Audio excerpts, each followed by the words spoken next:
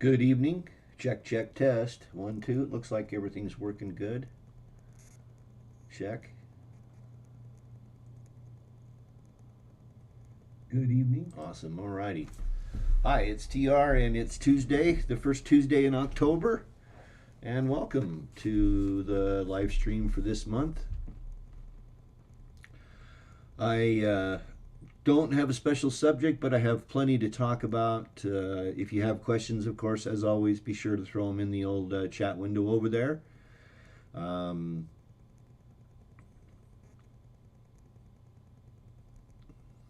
and yeah, so that's kind of where we're at. I'm going to hang out a bit because there's some things that have been changing, not for me, but basically with respect to YouTube. And it's starting to look like they're going to start to force ads on the live streams. I think I have it turned off. I'm not sure.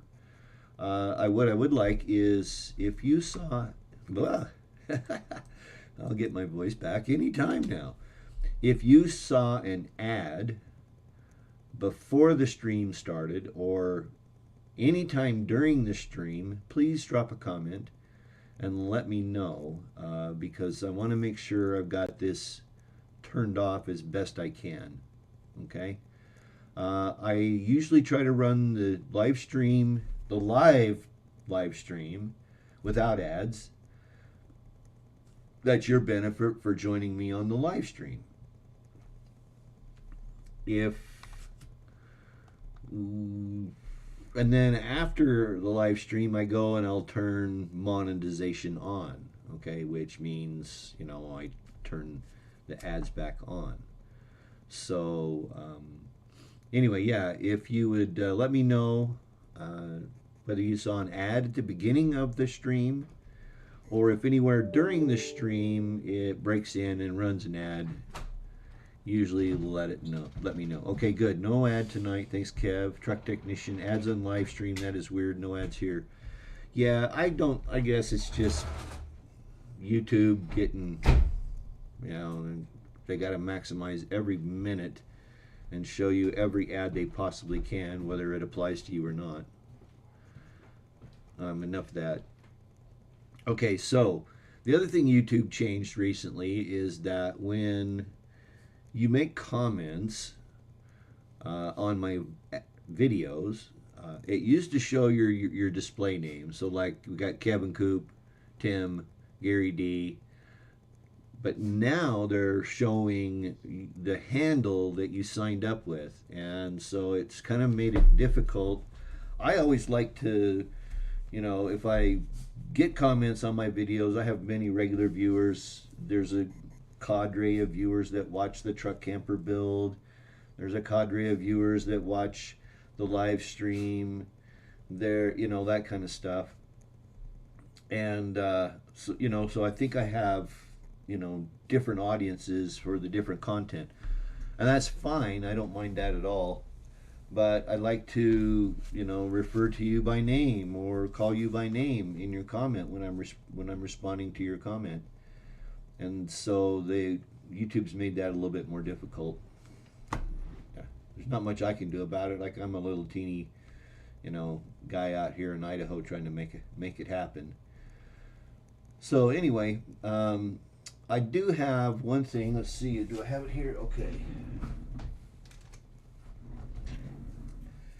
Has anybody heard of these guys? Strikehold. I guess you can see that. Yeah, you can. I was reached out to by these folks to do a sponsorship, and I'm always using cleaner grease, lubricants, penetrating oils. When you're working on an old vehicle, you got rusted nuts, you want to be able to put stuff on them. I've always used PB Blaster. But this stuff is supposed to do that. It's supposed to be good for like cleaning your guns and preventing corrosion and those sorts of things. So I'm going to be testing this, but just curious if anybody has seen this or used this before. Keep an eye on the channel. I will be doing some reviews. I'll probably do one review on it at least. But I've got a really tough problem I'm going to throw at this. Let's set that over there out of the way. On the truck camper, the jack system I'm working on, going to be refurbishing it. And actually, over the last little while, I've been working on trying to figure out how to get the paint off of the jacks themselves. And I've tried everything, and that stuff is on there. It's almost like it was, what do they call that stuff? When you put the plastic spray on it and heat it in an oven. Help me out, I'm losing my mind. Anyway, I'll think of it. So it's been a real bugger to get the paint off of it, but I think I finally have a decent strategy. Let's go look over in the chat window and remind everybody, if you do have a comment or a question, be sure and throw it over in the chat. George, a.k.a. Dad, looks like he's checking in from St. Park Mims in Georgia. He must be headed south already. I don't blame him. Kevin Coop's in. Tim's in. Let's see. Gary D's in. He's out camping at Saddle Mountain. I'm a little jealous, Gary. Truck technician. Hi, truck technician. Good to see you in here tonight. Tom Downey. Hi, Tom. Robert Black checking in. Hi, Robert. So glad to see you're here. Truck technician. ATF and acetone. Yeah, I've used that before too. 50-50 in the shop all day, every day on rusted nuts and bolts. ATF is some pretty amazing stuff. It is a very good penetrating oil, and I've used it before too. I've used ATF for a number of things, but I thought I'd give it a try. I mean, they reached out to me. They're offering me their product for free, so I might as well try it. Got nothing to lose. I'm up to the point now on the truck camper. Well, if you've been following along, powder coat. Thanks, guys. I couldn't think of that. But see, the thing of it is the jacks are from '94, and I don't think they were powder coating back in '94. I think that was technology that came along much later in the early aughts, maybe the late '90s. Maybe it is powder coated, but boy, I'll tell you what, it is sure tough to get off. Okay, so I was talking about the truck camper and kind of where I'm at with it. Currently, right now, there's about I've got a 4 to 5 week delay on the videos you're seeing now on the truck camper rebuild. Were recorded back in late August, early September at this point. And that window is going to keep stretching out because I'm into the details. And the details, when you're working on a restoration like this, is where you spend a lot of your time. The other thing is that I frankly had forgotten a lot of stuff that I needed to do. I didn't go back and look at my book. Okay. Those of you, again, that follow the channel know I have a book that I keep 2 things in. It keeps me with notes. I do a lot of design in the book. I'll lay out electrical system. I'll do, some documenting. I mean, here's the original, problems. Some of the original problems with the camper that, I've been keeping track of, and I had a good list of things that I needed to do put together in there, and I forgot to refer to that. And so now, what I'm running into is powder coating in 41. Wow. Thanks, Kevin. I didn't know that. But what I'm doing is that the details, like getting the roof put on, which you'll finally see the video for the roof going on this week. Yeah, it's this week that the roof finally goes on. And it went on really well. I was really pleased with it, the way it worked out. But there were so many little details I had to take care of before I could get the roof on. And those details just take, you wouldn't think it would take long, but it takes forever, some of them. The other thing is that I replaced the door on the battery bay, and it has rounded corners and the old doors are square. So I had to do a little bit of work to round corners so I would have, you know, a nice look. And that took some time. And then I would spray, I did my first coats of paint. I did post a picture up on Instagram, which I rarely do. Sorry, I'm not much of a social media kind of guy. But you can run over and check out my Instagram channel at tr.bolin if you want to see a quick picture of the truck camper with the first coat of paint on it, which turned out quite disastrous. I got quite a few runs, and so right now I'm using urethane paint, and unlike a lot of paints, urethane has to cure for a certain amount of time before it really gets hard. And it never really gets really hard. It's a plastic, right? Well, I've got to get these runs out, and I have to wait 7 days for the paint to cure.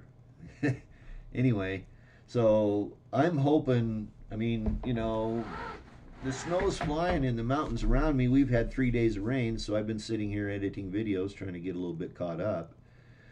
And so, you know, there's just lots of little details that keep popping up. They take a lot of time. It seems like I've made 10 trips to Home Depot to get various bits and pieces of stuff that I needed, and also there's been some things that have come up that I have not been able to get online or get locally, or at least for a reasonable price. For example, I used a fair amount of Sikaflex 221, which is a marine sealant adhesive, on the roof and on the siding, because I am sealing up everywhere there was rot. I am super sealing that area as I put things back together to try to keep the moisture out of it, the water out of it, and keep it solid. And Tim had mentioned, I haven't answered your comment because I just saw it before the stream started, about, you know, the last couple tubes of caulking he had. I was struggling getting the caulk to work properly. Well, I looked locally here, and I could have got the Sikaflex locally here for $30 a tube, and I bought 2 tubes for $30 from Amazon. So I try to shop locally, but when you find prices like that, you know, what are you going to do? And Tim suggested, and I do this too, I always look at like the expiration date, or, you know, any kind of a date on the products that I'm buying to make sure they're not old stock. And when you're buying from Amazon, you just can't do that. And actually 2 of the tubes of Sikaflex I think were sort of old stock because they were really hard to work with for the first inch or 2 of the caulk tube. And then finally they you know, they loosened up and started working correctly. I see a bunch of chatter over in the chat, so I'm going to run over there for a minute. And then we're going to talk about retro on the road and the disaster that thing has turned into. Oh, Sandvan's in. Hey guys, so glad to see you here. Did you get your van done? I don't know how much of a delay you guys are running on, but basically I think they sold their house too fast. And now they're having to hurry to get to be full-timers. That's cool. You know, there's nothing like having a goal. Anyway, thanks for coming. Good to see you guys here. Two Feathers checking in. Hi, Two. We'll talk about sewing here in just a minute. Okay, so I'm going to go back here. I got to go back in this and see ATF and acetone. Okay. Teflon, powder coat, got that. Okay. Tim was getting powder coat, or parts powder coated in the late 80s, huh? I guess I just never really paid attention to powder coating until I figured out that maybe it was on this damn jack system, and it is a son of a gun to get off. I had reached out to Two Feathers, a regular viewer of the channel and has been for quite a while now. She had offered to sew up some cushions for me. And honestly, I still am thinking about that. I've decided I'm just going to run with the cushions for now. But come springtime, or maybe over the winter, I'll look at doing something with them. But I have a really fairly nice sewing machine. It's a Singer. It's got the embroidery thing on it. It's an XL400, if that means anything to anybody. And I've used it for a number of projects. I actually used it, you might have seen some video of me using it last year when I was sewing some new webbing on a tarp that I was, I'd bought a really good tarp and I was fighting with tarps and the eyes pulling out. And the tarps have been the bane of my existence over the last year and a half. I hate tarps. Anyway, so I was trying to reinforce a tarp, get it to, have a better place where I could, tie it up, keep it tight, use it as a shade cloth. And it worked out really good. It was just a heck of a lot of work. But that machine has just been sketchy for about 3 or 4 years. And so I actually sat down and fixed it finally. I think I still have the part. I just did this during the last rain, 3 days of rain we had a week and a half ago. But this is the tensioning widget, thread sensor and tension setting thing on it. It cost about $18 and it took me about 20 minutes to replace. And now the machine works perfectly. I may still have you do those cushions too, just because I think it'd be fun to have people help and collaborate on the project. So you'll be hearing from me, probably once the snow flies and I start thinking back about that. But right now my main goal is to get the thing weather tight, which means one more coat of paint is what I've got. I've got my trim. I decided to replace all the trim. I'll spit it out here. The trim showed up. Again, I tried to buy it locally, tried to source it locally. It was going to be $773 to get the trim pieces here locally, which I thought was, I thought I was getting robbed. Felt like it. And I went to our good old Rec Pro, which, by the way, you can find a discount code in the description of this video for Rec Pro.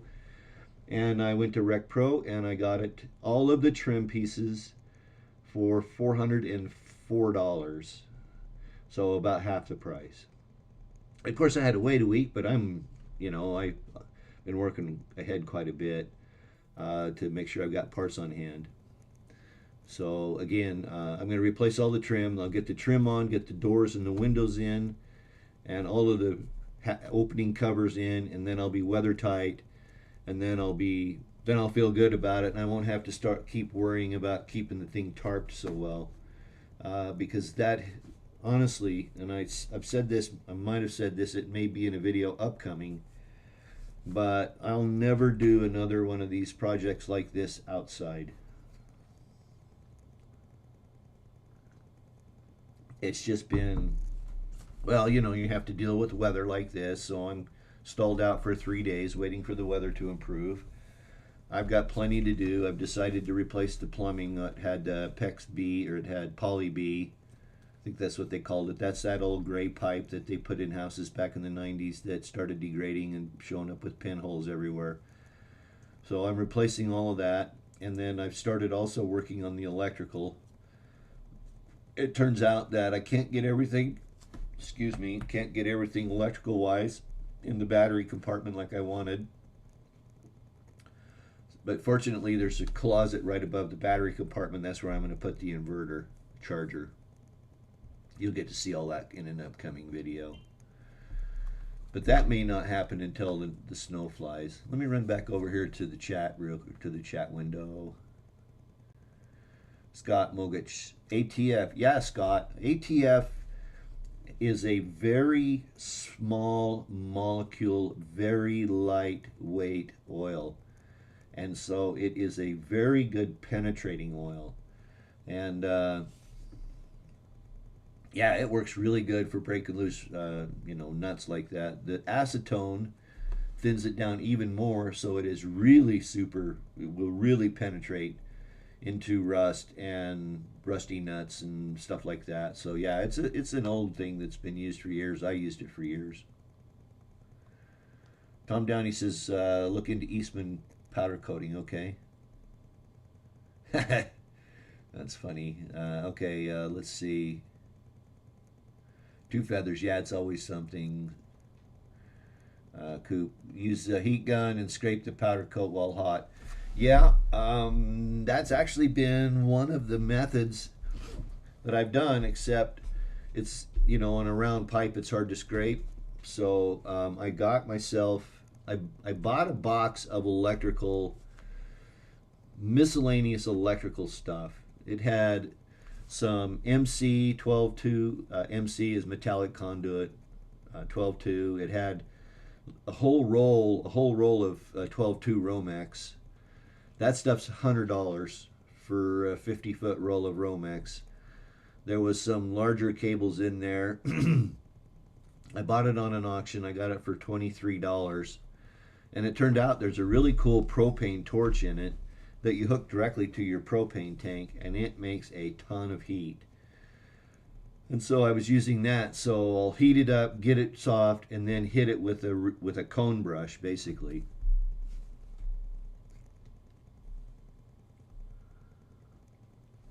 A cone brush, wire cone brush, and it's taking it off pretty good. So anyway, but Kevin, I stumbled into it. I should have mentioned this last month, and I would probably save myself a couple of days of dinking around here trying to figure out how to get the paint off this thing. It's been a challenge. The sand van, yeah, we had our landlord sell the house from under us. The van is 90% done, so it's being finished on the road. I haven't watched that video yet, I have to admit. Excuse me. Sandy. I don't know who's responding tonight, or it's actually tomorrow there. But who's writing tonight? Anyway, yeah. Two Feathers wants to know if we're picking the Playgirl pattern like we discussed. No, I'm afraid not to. And no camo. Sorry, I'm not a camo guy. When I went to Napa, had a new store open, had a grand opening, and they were giving away hats, and I could have got a camo hat or this hat, and I took this hat. So anyway, no camo. It's going to be a nice creamy sandy white. Go over to my Instagram. You can find the photo. In fact, I'll bring it up here and show you guys here in just a minute. I'll do that while we're chatting here. Yeah, Tom, I have been scheming and dreaming. I bought a small house and a small piece of property by design. I didn't want a big piece of property to take care of. All right, well, I cut my nose off to spite my face. I could use a little bit bigger backyard, but I'm making it work. But I think what I'm going to do is that, again, I hate to say this, but if you follow the channel, I've got this dormer shed thing that hangs off the side of the garage. It's not structured properly. The roof in the garage is sagging because they opened the wall up too far. I mean, this is just, good old boy construction, I guess, that they didn't know what the F they were doing. Excuse my French. So the opening's too big. It doesn't even have a header, so the roof is sagged. And I'm going to have to strip part of the roof off the garage. I'm going to have to strip this dormer off. And so actually what I think I've decided to do is I'm going to knock the garage down.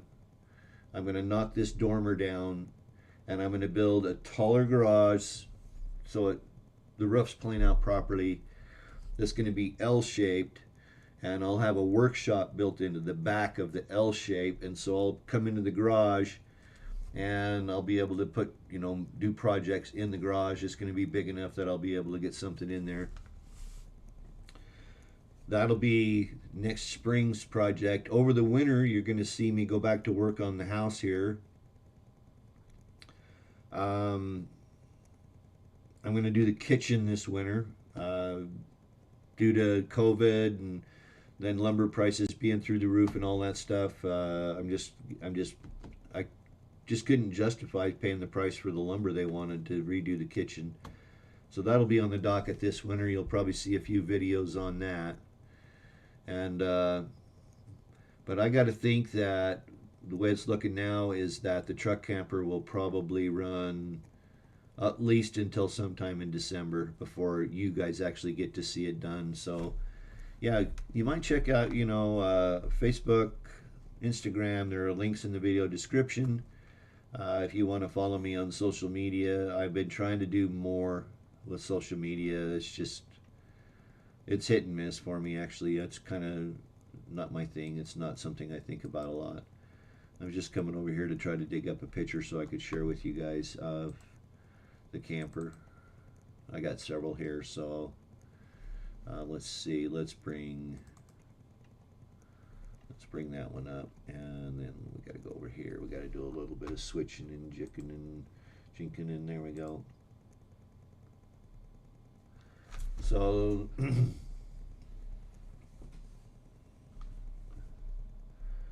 so that's what it's that's the color it's going to be. That's the first coat done. It's a little thin in spots, but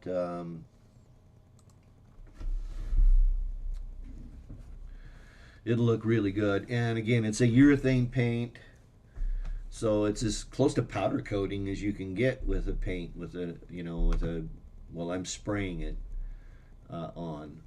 I think what 2 was referring to is that, let's see, is it this? That's actually a video. Yeah, I'll share this one with you too. This is just me doing a quick walk around. What you're seeing here is that, let's see if I can remember how to play this. Where's it at? Oh, I'm over here. Okay, I'll get it figured out. That gray-green you're seeing there is self-etching primer. When I was sanding this, of course, when you're sanding down in the valleys, you know, down here, you know, in this mesa siding, when you sand it down in the valley, inevitably you're going to scuff the paint off and go to bare metal on this. And so that's just the bare metal primer that I've sprayed on there.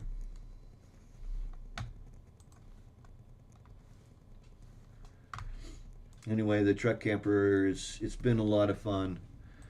My next project, I am a Rust-Oleum bare metal primer, self-etching bare metal primer. Thanks, Kat. Thank you so much. Thanks, too. Yeah, Tom, I've looked at the Quonsets. The problem is I don't have the width to do a proper Quonset.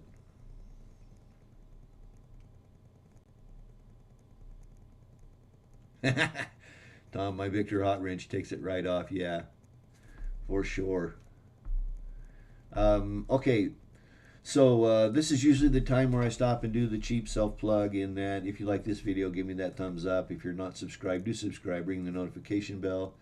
I invite you to go over and check out my website at trbolin.com. You can support me through Amazon, RecPro, and Renogy. There are links to those affiliates in the video description. Remember, as an affiliate, I get a small commission, but you pay the same price. Okay, so this is supposed to be a Q&A, and so I'm looking for some Q's, and hopefully if you got some, then great. If not, we probably won't go for a full an hour tonight. I say that all the time, and then something comes up, and we get off and we track onto it. But anyway, yeah. Okay, so the last thing I want to talk about, at least fill a few minutes, is the Retro on the Road series. I clearly must be jinxed with that footage, because the hard drive, the SSD, is it sitting out here? I just got it back. Anyway, it failed, and fortunately I had data recovery on it, so I sent it off. They did data recovery. They recovered most of the data off of the hard drive that I was doing the editing on. I have all the raw footage. It's all safe and sound over on a very safe backup device that I have. But the actual physical solid state drive, the SSD, I was doing the editing on. And the way I do things is I have a solid state drive that I do all the truck camper editing on. I have another solid state drive that I'm doing all of the other stuff on, you know, retro on the road. And then I have a third solid state drive that I do miscellaneous stuff. I still do some real estate marketing videos. There's other things that I'm doing that you guys never see. because they're for commercial use. On another hard drive, and the reason I do that is because the projects get so big. For example, if you saw the updated BioGeo method video, the 3 simple steps video, the data for that alone was 862 gigabytes. And that's a lot of data, so you got to have a big hard drive fast. And anyway, it failed. So I have the video, I have the files back that I'm going to start working in putting together to get that thing going again. I had 11 episodes edited. What I was doing was going back and tweaking and tuning them before I released them, and so I was getting on to do episode 3, and it just poof, it just disappeared on me. In fact, it crashed my system, which is rare. And so yeah, it took almost 4 weeks, not quite 4 weeks, to get the drive back and with the recovered data. It's a drag, but it is what it is.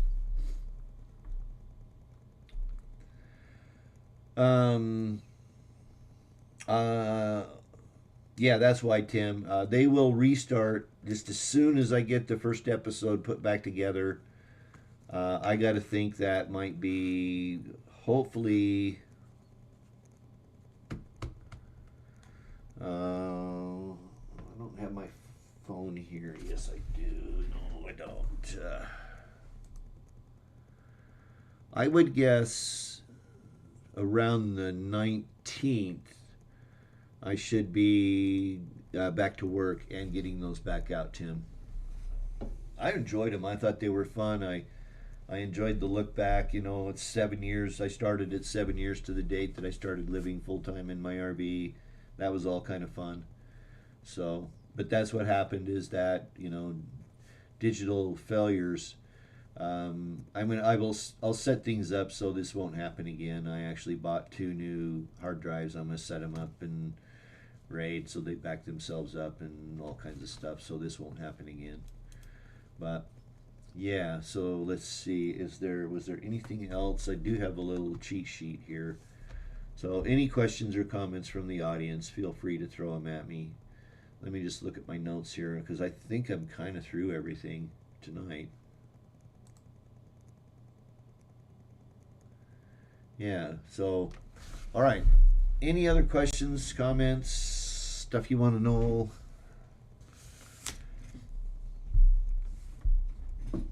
Be happy to share with you what's going on. We'll hang here for just another minute or two. I'll drink a couple more sips of tea.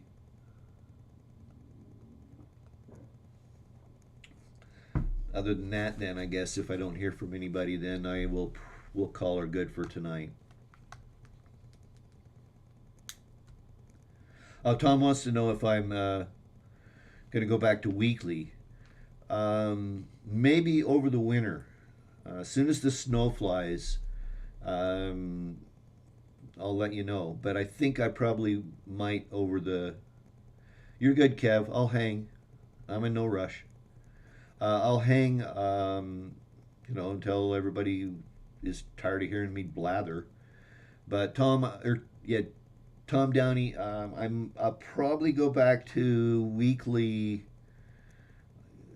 as soon as the snow flies and I'm to a point where the truck camper can be, if I have to, put to bed for winter.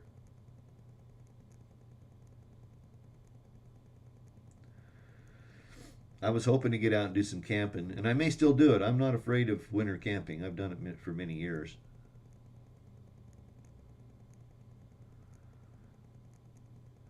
Eric Meyer says he got his leveling jack rebuilt. Life is expensive in Arkansas, $50.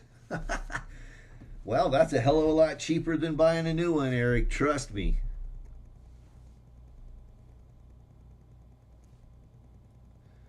Thanks, Tom. I appreciate that. Well, and if I go back to weekly, then I'll go back to putting topics together and stuff like that. I'll put a little bit more effort into it than I have been. But I've been really focused on getting the truck camper done. I mean, I work on it every day the weather cooperates. Some days for 9 or 10 hours, and some days for 2 or 3. Two feathers. Things must be going pretty good for us. We have no problems. Questions. Yeah. Well, really, the RVing season is kind of winding down. To be honest with you, as far as unless you're a full timer headed south or a snowbird. Not everybody heads south as early as George, aka Dad.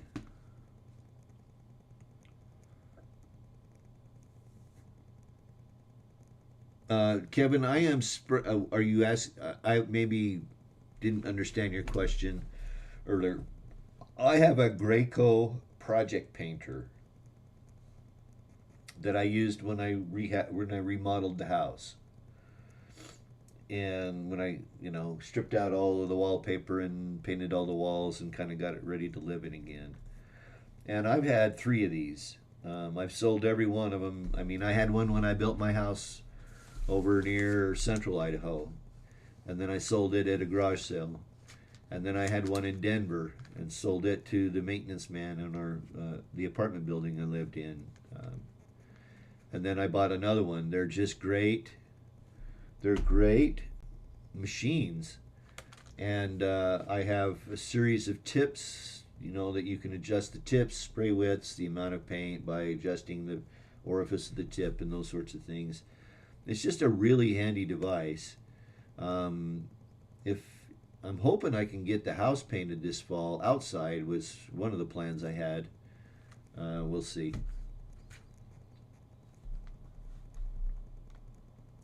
Kat wants to know, what is my favorite portable power station? Well, I don't own one, Kat. I have looked at them very carefully.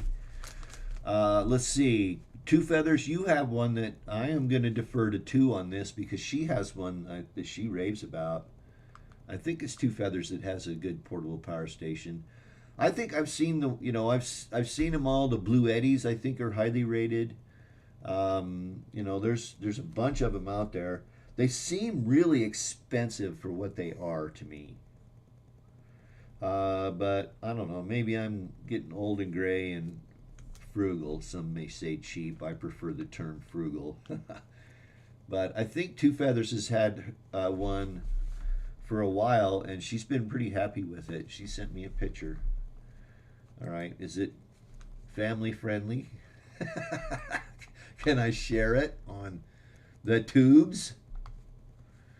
Okay. All right. Kevin Coop, he says, I had my RV plugged in for a week and the battery is down to 11 volts. I plugged it in last night and walked away. Forgot both ACs were turned on. It tripped the GFCI receptacle. Why?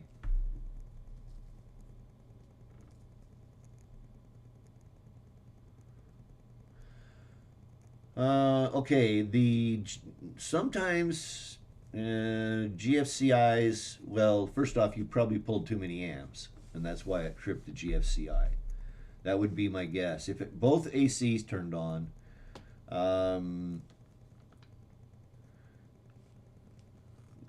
Okay, couple things. I think there's 2 questions here. I think there's 2 things going on here. He says he had his RV unplugged for a week and the battery was down to 11 volts. So that tells me something is turned on in there. Okay, something 12 volts is running when you think it's not. So you might need to run that down. That would be something to suggest, is that something is turned on. Maybe it's the fridge. You'll get to see a video coming up on the truck camper where I'm doing testing on my fridge. And even if it's running on AC, the fridge requires DC, and my fridge pulls a half an amp. And a half an amp over 168 hours, that's going to be what, 80 amps approximately, give or take. I mean, I'm ballparking here. 80 amps is about the capacity of a 2 battery 12 volt lead acid battery bank. That may explain why it was down to 11 volts, is maybe the fridge was turned on. But I would look for something that's been turned on that's drawing down the DC. On the AC side, plugged in, walked away, forgot both ACs were turned on. It tripped the GFCI receptacle. Why? Well, because both ACs pulling together were probably pulling close to 25 or 30 amps. Depending upon the unit you have, I noticed I measured mine on my old Class A, and they were 13,500 BTU units, and they would pull around 12 to 14 amps when they were running. And if you do that twice, that's 24 amps. And if you got a standard home garage GFCI, it may be only 15 or 20 amps. So I suspect that's what tripped it. I've also, not so much recently, but I had a GFCI at my house over in when I was in central Idaho that I couldn't run power tools on. It would trip anytime I started my skill saw. It was really sensitive to the inrush current of electric motors. Excuse me. It would trip when I run a vacuum cleaner on it. But that would be my guess. Why did it drain overnight? So was it back to 11 volts when you went out there the next morning? I had my RV plugged for a week and the battery was down to 11 volts. I plugged it in last night, walked away, forgot both ACs were turned on and tripped the receptacle. It drained the battery to nothing overnight. The ACs, I don't know. That's a good question. Something obviously was turned on. I suspect that maybe your ACs, let me think about this. Do the ACs require 12 volt signal? They do. Well, I would start by looking at the ACs. I would then look at the fridge, make sure it wasn't left on overnight, and then I would just keep searching for something that's drawing DC current when you don't think it should be. But okay, yeah, it tripped, so you weren't going to have battery charger or a charger on your inverter charging a batteries converter. Scott Mogich uses Blue Eddy. I've heard good things about them. Headed west in a couple weeks. Eric is. Two Feathers sent me a picture. Let's see if it showed up here. Hold on, let me do a refresh on my email here.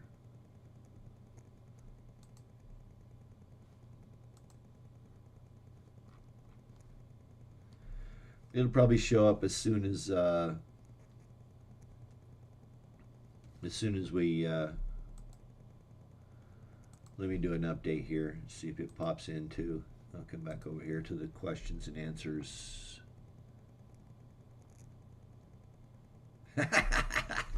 Yeah, I agree on the expense and get off my lawn. Yeah, Lion Energy, it powers all her electronics. Okay. And you've been happy with it, right, too? I mean, your Lion Energy seems to work really well for you. Lion Energy, they've got some good equipment. Blue Eddy, of course, I've heard a lot of good things about. There's a number of others out there available. Renogy has a portable power station out now.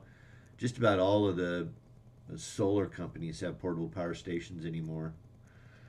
But I wouldn't hesitate recommending the Blue Eddy, the Lion. It sounds like Two's probably pretty happy with it.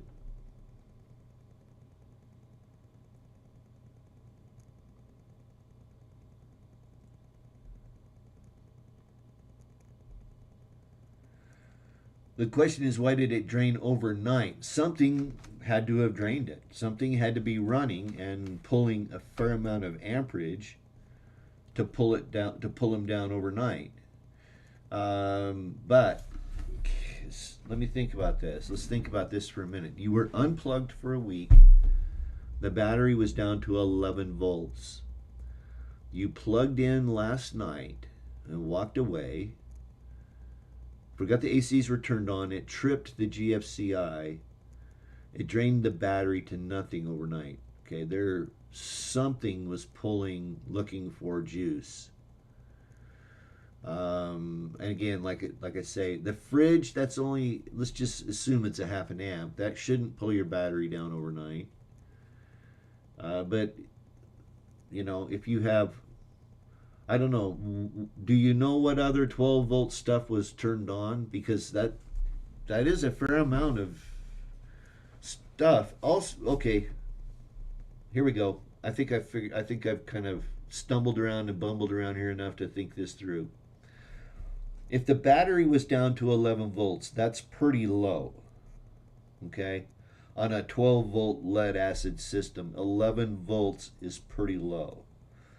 So the battery was already depleted. You plugged it in expecting it to charge overnight. It didn't. I wonder, in that case, if it was already at 11 volts, it wouldn't take much of a load to drag it down to basically nothing. A half an amp over 8 hours, what's that, 4 amps? That shouldn't be enough. But yeah, since you were already so low, the battery was already at a reduced capacity. And yeah, I agree with Tim. 11 volts is basically a dead battery. And as the amp goes up, the voltage goes down. But of course, you guys know that. The only thing that changed was plugged in and it tripped from 12.7 to 11 in a week, and from 11 to 0 overnight. Yes, something was running, and I got to wonder if maybe there aren't computers in your air conditioners that require a 12 volt, and even though they tripped off and lost, 110 power, they might have still been sitting there trying to do something, restart themselves, or because like in your fridge, in a dual fuel fridge, you have to have 12 volts DC or they don't run, because that runs the computer and all of the other smarts of the fridge. And I wonder if maybe your ACs are the same way. That would be my guess. I don't know, but yeah, I agree. Two Feathers responding to Kat. She has 200-watt solar panels to charge a power bank, but I never use them. I just charge it when I run my generator in the morning. I use very little power. Oh, you sent that pic a long time ago. Okay, I'll go look for that too. Just a minute. My thermostat is 12 volts because it goes through the heater. Thermostat is always on. Good point, Robert. He never reset the circuit. Don't know. Robert Black, if the breaker tripped, it was not charging. And at 11 volts, it wouldn't take much to drain it. Agree, Robert. That's a good call. Two Feathers says, I run the generator in the morning to make coffee. That's about it. Or to top off the house batteries. Something called for power and the GFCI tripped and the lower power had held something on. Yeah. The T-stats are 12 volt. LP detectors usually pull 12 volt all the time. Yeah, there's going to be a number of 12 volt loads in there. And with the battery already 11 volts, like Tim said, that's basically dead. It wouldn't take much to pull them down to almost nothing. It's a good idea to try to avoid that, obviously, because that really reduces the lifespan of your battery.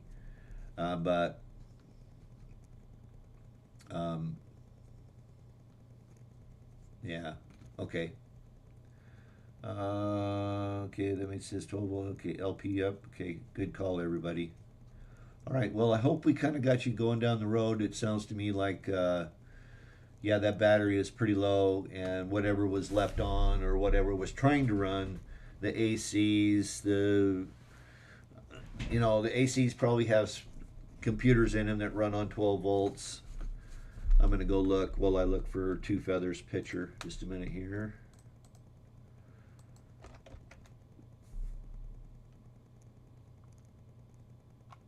There it is.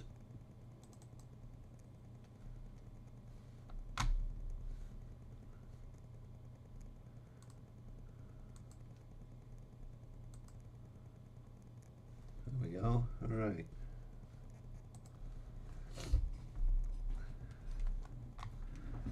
So there's her Lion Energy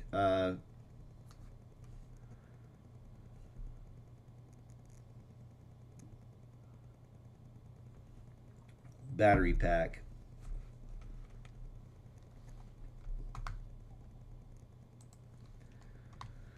Do you know how many amp hours that is? I think that looks like, I don't know. Let me look at this other picture. Maybe there's a label on the other one here. Just a minute. No, but it shows there's two other 110. There's two 110 outlets on it too. Um, it almost tells me here if you're using 2 watts, there's 99 hours left. That's 200 watts. 200 watt hours to 12. Yeah, that's about 50 amp hours approximately.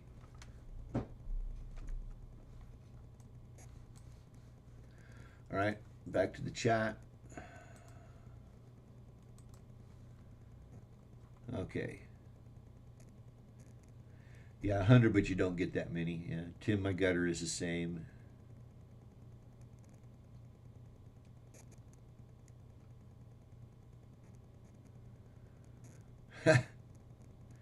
Yeah, okay. I did have a switch on. The T stats are 12 volt. LPDK I did try, but it was stupid.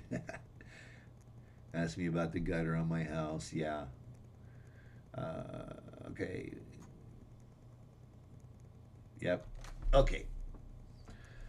All right. So, anything else that we want to chat about tonight? It was close to $700. Okay. Thanks to. Yeah. They're expensive little units. Okay. Well, if there is nothing else, no other questions, we'll call her good. I will see you all a month from tonight, first Tuesday in November. Of course, Sunday videos every Sunday, 7 p.m. Will the premieres of the truck camper restoration video will continue, and then approximately, I'm guessing, 2 weeks, we'll have the retro on the roads back on the road. It'll be cold in the morning, so I'll probably do some editing in the morning on one of those episodes to try to get number 3 ready to roll out the door. And the next time we'll meet will be on November, might be election day. Tuesday, November 7th. Isn't that Veterans Day? Or is Veterans Day the 11th? I don't remember. Anyway, it'll be November 7th, 7 p.m. Mountain Time, right here on YouTube. Yeah, thanks for the good question, Kev. Okay, thanks, folks. Have a great night. We will see you all a month from tonight. And in November, I'll be able to let you know if we're going to start back up weekly. I suspect we will, because it gives us all something to do on a Tuesday evening. And so I appreciate your watching. I appreciate your support more than you'll ever know. And thanks again. I do appreciate all of you guys out there. And we'll see you next week. Well, we'll see you next month. Well, actually, we'll see you Sunday. Exactly. Thanks, Two Feathers. Until next time. Peace. Good night.